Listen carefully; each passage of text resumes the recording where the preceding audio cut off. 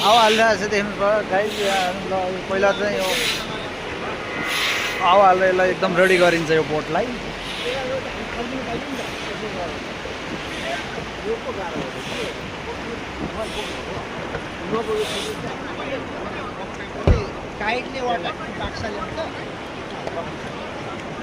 यसरी यो ऱ्याफ्टिङ चाहिँ आजको हाम्रो यो यात्रा चाहिँ होइन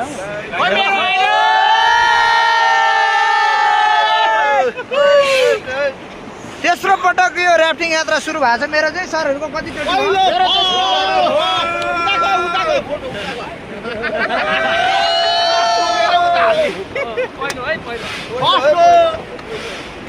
मेरो चाहिँ तेस्रो पटक हो। तेस्रोमा चाहिँ दोस्रो पटक हो।